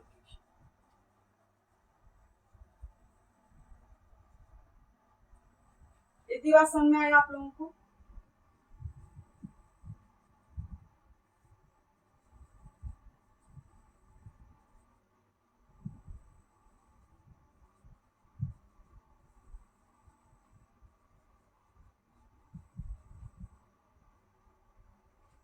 हाँ जी। तो पीआरआर रिस्पॉन्स में जो हम लोगों ने अपने सबसे पहले पीआरआर देखे थे वो थे आपके टोल लाइक रिसेप्टर्स। जो आपके टोल लाइक रिसेप्टर्स होते हैं वो बहुत सारे होते हैं, और हर टोल लाइक रिसेप्टर एक अलग मॉलिक्यूलर पैटर्न को रिकॉग्नाइज करता है, एक अलग पैथोजन। करेक्ट। ये था, हमने अलग अलग टोल लाइक रिसेप्टर्स पढ़े, जिसमें कि आपका हमने देखा था कि कुछ जो टोल लाइक रिसेप्टर्स होते हैं, कुछ जो टीएलआरस होते हैं वो लिपोपॉलीसैकेराइड को रिकॉग्नाइज करते हैं, कुछ का काम होता है कि डायसाइल लिपोपेप्टाइड को रिकॉग्नाइज करना। तो हर कोई जो टीएलआर था वो अलग अलग मॉलिक्यूलर पैटर्न को रिकॉग्नाइज कर रहा था। करेक्ट। जो हमने अपना दूसरा पीआरआर देखा था वो था आपका नोड लाइक रिसेप्टर, और ये जो नोड लाइक रिसेप्टर्स होते हैं ये आपके मेनली साइटोसोल में प्रेजेंट होते हैं। अब ये काम क्या करते हैं, यानी इनका जो काम था साइटोसोल के अंदर वो ये था कि जो बैक्टीरिया की सेल वॉल होती है वो मेनली पेप्टिडोग्लाइकन से मिलकर के बनी होती है। उन पेप्टिडोग्लाइकन के मॉलिक्यूल को, उन पेप्टिडोग्लाइकन के डिग्रेडेड कंपोनेंट को रिकॉग्नाइज करने के बाद एक स्पेसिफिक पाथवे चला देते हैं जिसका नाम था इन्फ्लासोम पाथवे। और जैसे ही वो इन्फ्लासोम पाथवे आपका एक्टिवेट होता है तो ये जो आपके बैक्टीरिया होते हैं ये साइटोसोल से रिमूव हो जाते हैं। जो हमने तीसरा अपना पीआरआर पढ़ा वो था रिज1, और ये जो रिज1 होते हैं ये भी मेनली आपके साइटोसोल में प्रेजेंट होते हैं, और इनका जो काम होता है वो होता है डबल स्ट्रैंडेड आरएनए को रिकॉग्नाइज करना। जैसे ही ये डबल स्ट्रैंडेड, किसी भी डबल स्ट्रैंडेड आरएनए वायरस को साइटोसोल में रिकॉग्नाइज करते हैं तो ये आपका टाइप 1 इंटरफेरॉन्स को एक्टिवेट कर देते हैं। और टाइप 1 इंटरफेरॉन्स में भी आपके स्पेसिफिकली दो interferons, interferon alpha and interferon gamma. जैसे ही आपके ये इंटरफेरॉन अल्फा और इंटरफेरॉन गामा एक्टिवेट होंगे तो ये आपके जो वायरल आरएनए है यानी उसकी जेनेटिक मटेरियल को डिग्रेड करना स्टार्ट कर देते हैं। और जैसे ही ये जेनेटिक मटेरियल डिग्रेड होगा तो जो आपका वायरस होगा अल्टीमेटली उसकी डेथ हो जाएगी। करेक्ट। तो ये हो गया आपका तीसरा पीआरआर। अभी हम बात करेंगे अपने चौथे पीआरआर की। और जो चौथा पीआरआर है वो है हमारा सी टाइप लैक्टिन रिसेप्टर।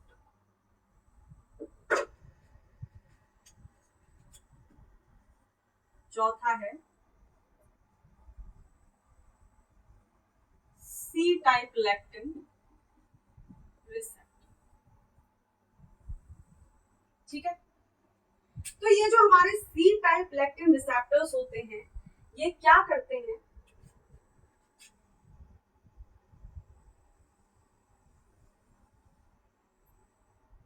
ये है हमारी होस्ट की सेल।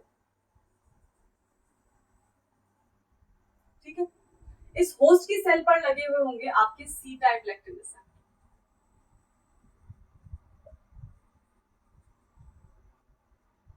ठीक बात।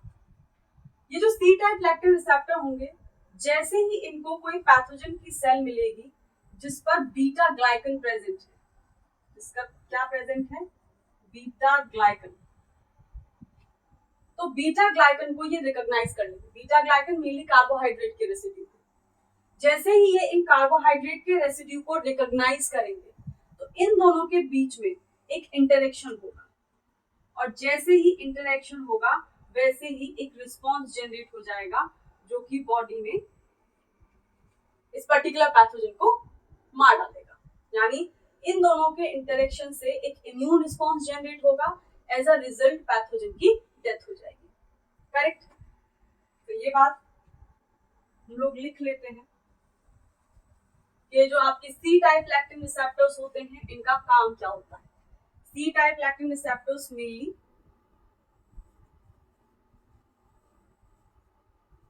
रिकॉग्नाइज करते हैं कार्बोहाइड्रेट रेसिड्यू को।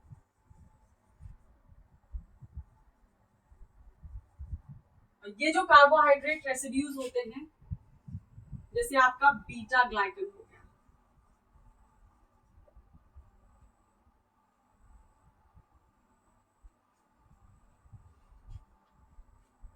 ठीक है।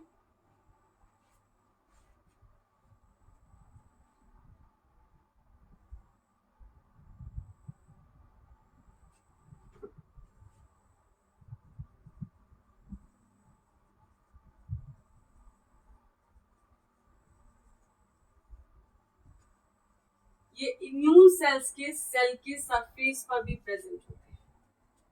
तो ये हो गए हमारा चौथा पीआरआर। और ये जो पीआरआर होते हैं ये स्पेसिफिक तरीके के मॉलिक्यूलर पैटर्न्स को जो कि होस्ट, जो कि पैथोजन की बॉडी पे प्रेजेंट होते हैं उनको जाकर के रिकॉग्नाइज करते हैं। और उनको रिकॉग्नाइज करने के बाद उन दोनों के बीच में एक इंटरेक्शन होती है, और जैसे ही वो इंटरेक्शन होती है कोई ना कोई पाथवे चलता है जिसकी वजह से बॉडी में इम्यून रिस्पॉन्स जनरेट होता है और जो पैथोजन होता है उसका अल्टीमेटली डिग्रेडेशन हो जाता है। करेक्ट। तो ये हो गए हम लोगों के PRR रिस्पॉन्स। अब हम लोग बात कर लेते हैं अपने चौथे प्रोसेस, और जो हम लोगों का चौथा प्रोसेस होने वाला है इनेट इम्यूनिटी का, वो है एंटीजन प्रेजेंटेशन। ठीक है, वो है आपका एंटीजन प्रेजेंटेशन।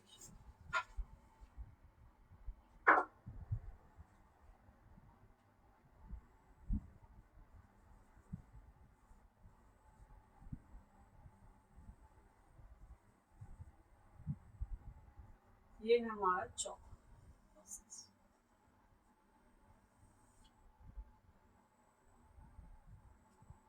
अब आप लोग ये जानते ही हैं कि एंटीजन की प्रोसेसिंग के लिए हमारी बॉडी में यानी होस्ट की बॉडी में मेनली दो पाथवेज होते हैं।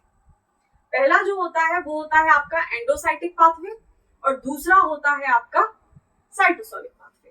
करेक्ट।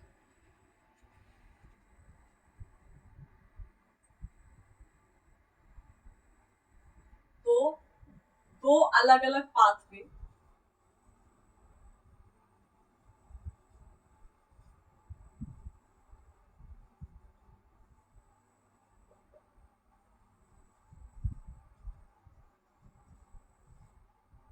किसी एंटीजन को प्रोसेस करके हेल्पर सेल या साइटोटॉक्सिक किलर सेल के सामने प्रेजेंट करने के दो पाथवे होते हैं। और वो दो पाथवे क्या क्या हैं?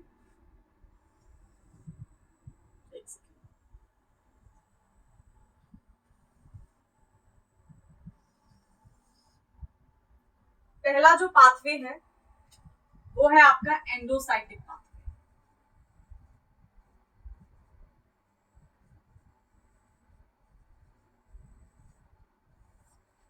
और दूसरा है आपका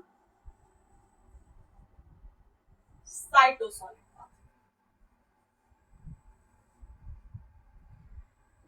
जो आपका एंडोसाइटिक पाथवे होता है, इस एंडोसाइटिक पाथवे में हमारी हेल्पर सेल और MHC2 प्रेजेंट होती है। देख लेते हैं किस तरीके से। ये जो एंडोसाइटिक पाथवे है उसमें मेनली आपका एक्सोजीनस एंटीजन होता है, और वो जो एक्सोजीनस एंटीजन होता है उस एक्सोजीनस एंटीजन को हेल्पर सेल के सामने प्रेजेंट करने का काम करती हैं आपकी कौन सी cells? Antigen presenting cells, APC। और बॉडी में mainly 3 professional antigen presenting cells हैं जिनके नाम हैं B cells, dendritic cells and macrophages. Correct. तो ये 3 सेल्स हैं जो कि आपकी प्रोफेशनल एंटीजन प्रेजेंटिंग सेल्स की तरह काम करती हैं। तो होता क्या है कि यहाँ पे इन्वॉल्व होता है आपका एक्सोजीनस एंटीजन, और वो जो आपका एक्सोजीनस एंटीजन होता है उस एक्सोजीनस एंटीजन को प्रेजेंट करने का काम करती है MHC2, और MHC2 इन एक्सोजीनस एंटीजन के एक पेप्टाइड को लेती हैं और उस पेप्टाइड को प्रेजेंट कर देती हैं हेल्पर सेल के सामने। करेक्ट। तो जैसे ये आपकी APC है, मैंने आपको बताया कि बॉडी में 3 ही प्रोफेशनल APCs हैं, B cell, macrophages and dendritic cells, DC cells. तो ये आपकी APC है और इस APC के ऊपर लगी हुई होगी आपकी MHC2। ये जो आपकी MHC2 होगी ये हेल्पर T सेल के TCR के साथ T सेल रिसेप्टर यानी T सेल के रिसेप्टर के साथ इंटरेक्ट करेंगे, और ये जो MHC2 है जो एक्सोजीनस एंटीजन होगा, एक्सोजीनस एंटीजन के पेप्टाइड को प्रेजेंट करेगी, और ये जो पेप्टाइड होगा इसका इंटरेक्शन होगा T सेल रिसेप्टर के साथ। जैसे ही T सेल रिसेप्टर के साथ इसका इंटरेक्शन होगा वैसे ही बॉडी में प्रोड्यूस होगा इम्यून रिस्पॉन्स। इतनी बात समझ में आ गई आपकी? साइटोसोलिक पाथवे में क्या होता है कि जो आपका एंटीजन होता है वो मेनली एंडोजीनस एंटीजन होता है। एंडोजीनस एंटीजन जैसे कोई वायरस का प्रोटीन हो गया, करेक्ट। तो साइटोसोलिक पाथवे में जो आपकी सेल्स प्रेजेंट होती हैं वो आपकी एंटीजन प्रेजेंटिंग सेल्स जो होती हैं वो आपके MSC1 को कंटेन करती है। तो साइटोसोलिक पाथवे में एंटीजन प्रेजेंटिंग सेल्स जो होंगी उन पे लगा हुआ होगा MSC1, और ये जो MSC1 है आपका, ये साइटोटॉक्सिक किलर सेल के सामने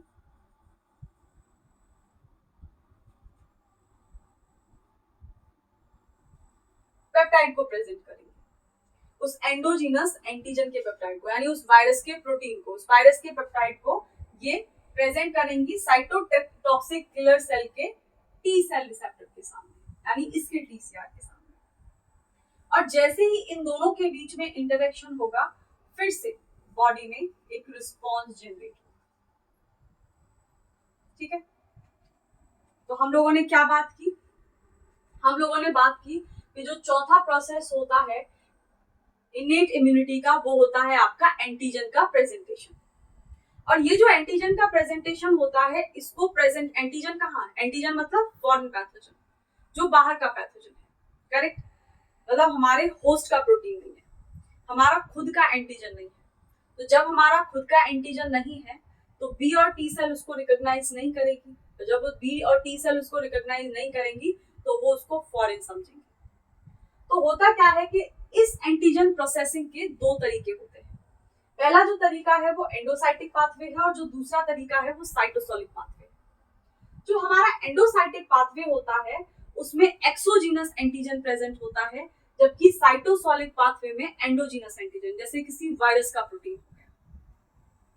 तो एक्चुअल में होता क्या है कि जो हमारा एंडोसाइटिक पाथवे होता है, इस एंडोसाइटिक पाथवे में professional antigen presenting cells present होती हैं, और हमारी बॉडी के अंदर 3 एंटीजन प्रेजेंटिंग सेल हैं जो कि प्रोफेशनल्स होती हैं, B cell, macrophages and dendritic cell. ये जो एपीसी होंगी, हम मान लेते हैं कि सपोज करो ये बी सेल है, ये जो बी सेल होगी इसके ऊपर लगा हुआ होता है आपका MSC second, major histocompatibility complex second. और ये जो MSC सेकेंड है ये उस एक्सोजीनस एंटीजन के पेप्टाइड को प्रेजेंट करेगी हेल्पर सेल के TCR के सामने। और जैसे ही ये T cell receptor helper cell का इस पेप्टाइड के इंटरेक्शन में आएगा, वैसे ही ये दोनों एक दूसरे को पहचान लेंगे, और हेल्पर सेल को पता चल जाएगा कि ये हमारी बॉडी का प्रोटीन नहीं है, ये बाहर का प्रोटीन है। तो इसके बाद हमारी बॉडी में जनरेट होता है एक रिस्पॉन्स। सही बात। अब आ जाते हैं दूसरी साइड। जो साइटोसोलिक पाथवे होता है उसमें हम किसी वायरस के प्रोटीन की बात करते हैं, यानी जो वायरस का प्रोटीन होता है उसको प्रेजेंट करने के लिए साइटोसोलिक पाथवे काम करता है, और इसके लिए आपकी MSC1 होती है। वायरस के प्रोटीन को प्रेजेंट करने का काम MSC1 करती है, और MSC1 भी टी सेल रिसेप्टर को प्रेजेंट करती है साइटोटॉक्सिक किलर सेल के। जैसे ही इन दोनों के बीच में इंटरेक्शन होता है तो फिर से बॉडी में इम्यून रिस्पॉन्स जनरेट होता है, जिसके बाद जो पैथोजन है वो मार दिया जाता है। तो इसके बारे में हम डिटेल में पढ़ेंगे जब हम लोग टी लिम्फोसाइट्स पढ़ रहे होंगे, हेल्पर सेल और साइटोटॉक्सिक किलर सेल्स। तो जो एंडोसाइटिक पाथवे होता है इसमें आपका एंटीजन एक्सोजीनस एंटीजन होता है,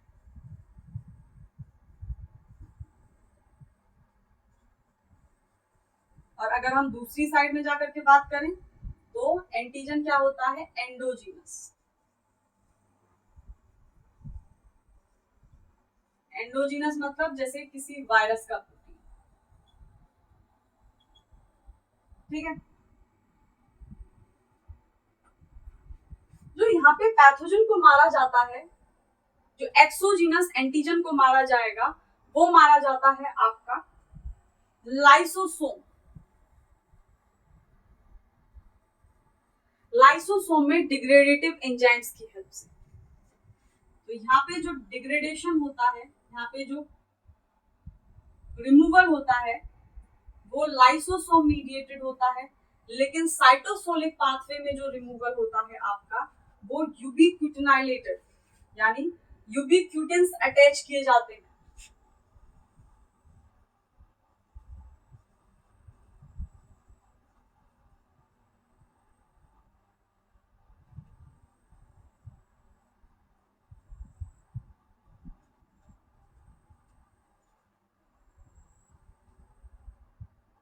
यूबिक्विटिन्स अटैच किए जाते हैं, जिससे जो आपका रिमूवल हो जाता है पैथोजन का वो यूबिक्विटिनाइलेटेड मीडिएटेड होता है। करेक्ट। यहाँ पे आपकी जो पेप्टाइड होती है एंडोसाइटिक पाथवे में,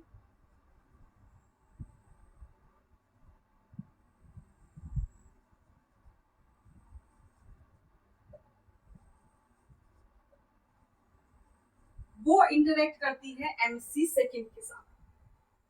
ठीक है। और इधर जो आपकी पेप्टाइड होती है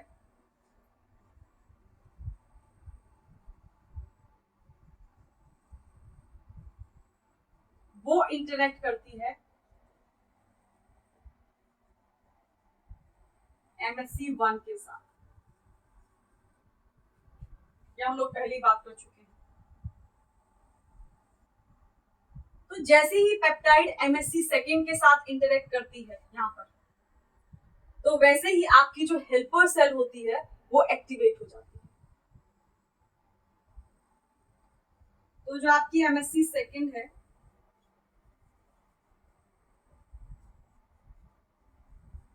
वो हेल्पर सेल्स को एक्टिवेट कर देती है।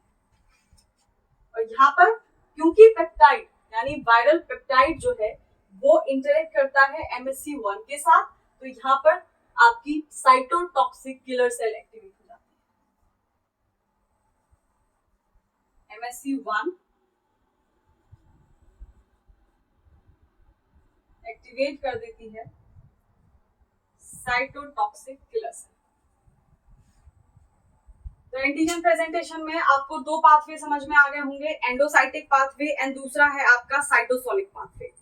जो एंडोसाइटिक पाथवे है उसमें एक्सोजीनस एंटीजन इन्वॉल्व होता है, यानी उसमें एक्सोजीनस एंटीजन के पेप्टाइड को एमएससी सेकेंड प्रेजेंट करती है टी सेल रिसेप्टर को। किसके टी सेल रिसेप्टर को? हेल्पर टी सेल के रिसेप्टर को। और जैसे ही उन दोनों के बीच में इंटरेक्शन होता है वहां पे इम्यून रिस्पॉन्स जनरेट होता है। और इम्यून रिस्पॉन्स जनरेट कैसे होता है? क्योंकि जो हेल्पर सेल होती है वो एक्टिवेट हो जाती है। और अगर हम लोग बात करें साइटोसोलिक पाथवे की, तो साइटोसोलिक पाथवे में एंडोजीनस एंटीजन होता है, और एंडोजीनस एंटीजन का जो पेप्टाइड है वो इंटरेक्ट करता है एमएससी 1 के साथ। जैसे ही वो एमएससी 1 के साथ इंटरेक्ट करता है और एमएससी 1 उसको प्रेजेंट करती है, वैसे ही जो साइटोटॉक्सिक किलर सेल्स हैं वो एक्टिवेट हो जाती है। इनके बारे में, इनके जो पाथवे हैं उनकी कंप्लीट डिटेल्स हम लोग तब पढ़ेंगे जब हम लोग लिम्फोसाइट्स पढ़ रहे होंगे, जब हम लोग टी सेल्स के बारे में पढ़ रहे होंगे। करेक्ट। अभी हमारा इनेट इम्यूनिटी का लास्ट प्रोसेस बचता है जिसका नाम है आपका इन्फ्लामेशन। करेक्ट। चलो ये भी खत्म कर लेते हैं। तो ये है आज का लास्ट टॉपिक, इन्फ्लामेशन।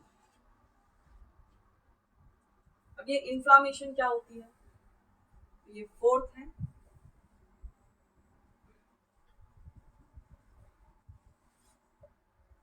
आप लोगों ने देखा होगा कि हमारी जो पूरी स्किन होती है उसके ऊपर स्किन होती है, और ये स्किन इम्पर्वियस है। क्योंकि ये स्किन इम्पर्वियस है तो कोई भी बाहर का पैथोजन इजीली बॉडी में एंटर नहीं कर सकता, क्योंकि यहाँ पे एपिडर्मल लेयर है और नीचे इसके डर्मल लेयर है, और उस डर्मल लेयर में कनेक्टिव टिश्यूज होते हैं और एंटीजन प्रेजेंटिंग सेल्स होती है। तो इतना आसान नहीं होता। ये एपिडर्मल लेयर और डर्मल लेयर बहुत ज्यादा टाइटली पैक्ड होती है, तो पैथोजन के लिए मुश्किल हो जाता है अंदर घुसना। सही है। लेकिन अगर हम बोलें कि किसी की जो डर्मल एपिडर्मल लेयर है वो कट गई, तो कटने के बाद आप लोगों ने देखा होगा कि वहां पर जलन होनी स्टार्ट हो जाती है। तो वो जलन क्यों हो रही होती है? तो वो जलन जो है वो इम्यून सेल्स कर रहे होते हैं। और वो जलन क्यों होती है? क्योंकि अभी खिड़की खुल चुकी है और पैथोजन आसानी से बॉडी के अंदर एंटर कर सकते हैं। उनके लिए ये गोल्डन अपॉर्चुनिटी, और वो लोग मिस तो करेंगे नहीं। तो इससे पहले कि पैथोजन बॉडी के अंदर एंटर हो, तो जो इम्यून सेल्स होती हैं वो यहीं इधर ही गेट पर ही बैठी रहती है कि जैसे ही वो आएंगे उनको हम पकड़ लेंगे। करेक्ट? तो होता क्या है कि जो इम्यून सेल्स होती हैं वो आपके कई सारे केमिकल्स, जैसे आपके प्रोस्टाग्लैंडिन्स हो गए, जैसे ल्यूकोट्राइन्स हो गए, हिस्टामिन्स हो गए, और भी होते हैं जैसे एंटीबॉडीज हो गई, साइटोकाइंस हो गए, तो इन मॉलिक्यूल्स को प्रोड्यूस कर देती है। और जैसे ही ये मॉलिक्यूल्स किसी पैथोजन को आते हुए देखते हैं, और ये जो मॉलिक्यूल होते हैं ये रीजन होते हैं कि हमारा जो वुंड वाला एरिया होता है उस पर जलन हो रही होती है, ताकि अगर कोई पैथोजन बॉडी में एंटर करे तो ये जो केमिकल्स हैं, ये जो मॉलिक्यूल्स हैं, वो जल्दी से इम्यून सिस्टम को आगाह कर दें कि भाई हमला हो चुका है और बिल्कुल तैयार हो जाओ। अब समझ में आया होगा आप लोगों को? तो जो इन्फ्लामेशन होती है वो होस्ट का एक प्रोटेक्टिव रिस्पॉन्स होता है अपने आप को पैथोजन से बचाने के लिए, और उस दौरान जब उसके अंदर कोई टिश्यू की इंजरी होती है।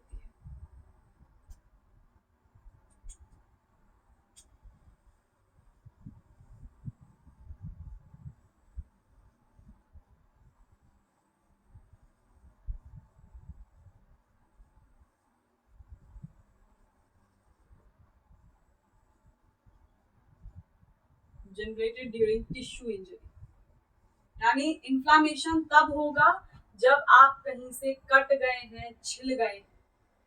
तो इस केस में जो इन्नेट इम्यून सेल्स होती हैं वो कुछ मॉलिक्यूल्स को सिक्रीट करती हैं, जैसे आपके प्रोस्टाग्लैंडिन्स हो गए, जैसे ल्यूकोट्राइन्स हो गए, और वो जो मॉलिक्यूल्स होते हैं वो उस एरिया पे जलन स्टार्ट कर देते हैं।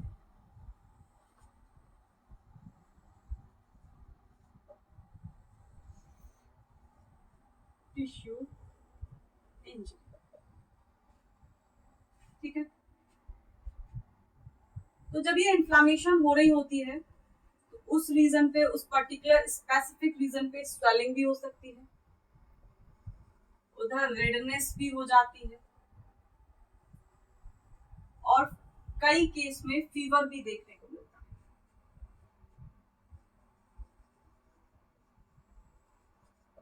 ठीक है। अब ये जो इन्फ्लामेशन होती है ये भी दो तरीके की होती है। एक होगी आपकी एक्यूट इन्फ्लामेशन और दूसरी होती है आपकी क्रॉनिक इन्फ्लामेशन। जैसे कि नाम ही शो कर रहे हैं, एक्यूट मतलब थोड़े टाइम के लिए और क्रॉनिक मतलब लंबे टाइम के लिए। ठीक है। तो दो तरीके की इन्फ्लामेशन है, टू डिफरेंट टाइप्स हैं।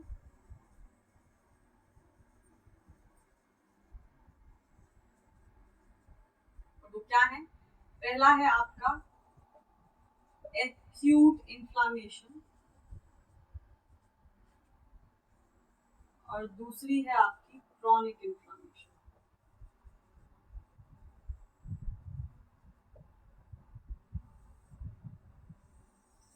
तो दोनों में अंतर क्या होता है इसके बारे में बात कर लेते हैं।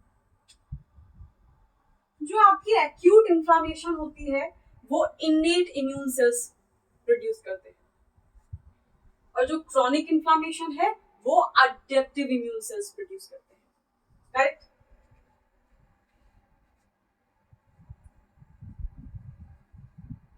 तो ये जनरेट की जाती है इन्नेट इम्यून सेल्स के द्वारा, और ये जनरेट की जाती है क्रॉनिक अडैप्टिव इम्यून सेल्स के द्वारा। ये बात मैं आपको पहले ही बता चुकी हूं कि ये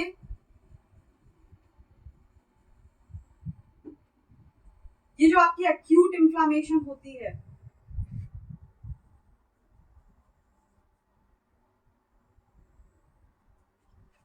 क्योंकि अगर कोई पैथोजन बॉडी में एंटर करता है तो सबसे पहले जो इम्यूनिटी काम करती है वो इन्नेट इम्यूनिटी काम करती है।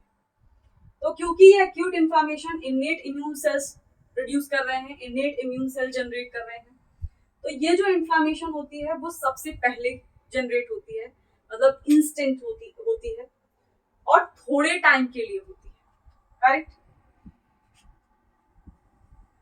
तो ये इंस्टेंट रिस्पॉन्स होता है। लेकिन वहीं हम दूसरी साइड में बात करें क्रॉनिक इन्फ्लामेशन का, तो ये लंबी होती है, ये थोड़ा लंबा रिस्पॉन्स जनरेट करती है।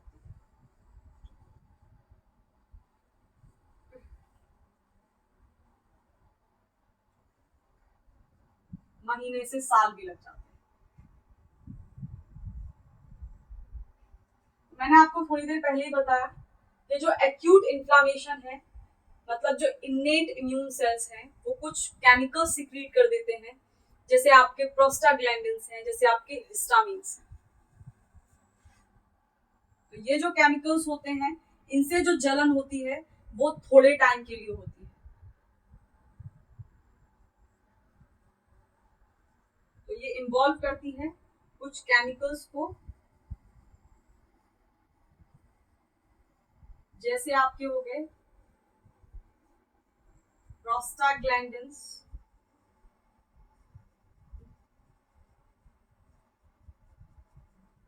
Leukotrienes and histamines.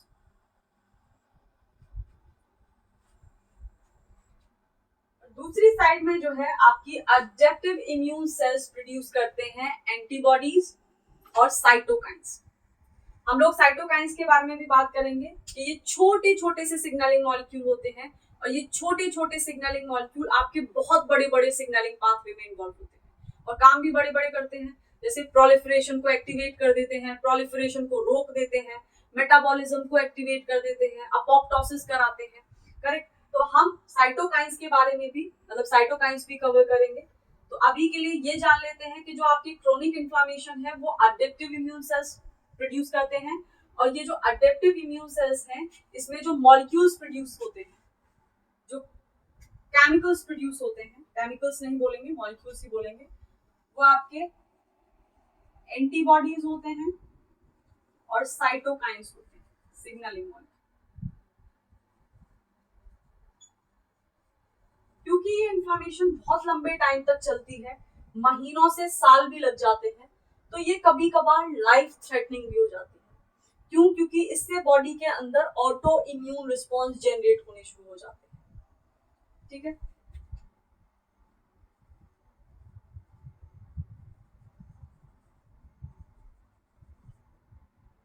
Life threatening भी हो जाती है क्योंकि कुछ केसेस में ये ऑटो इम्यून रिस्पॉन्स जनरेट करता है।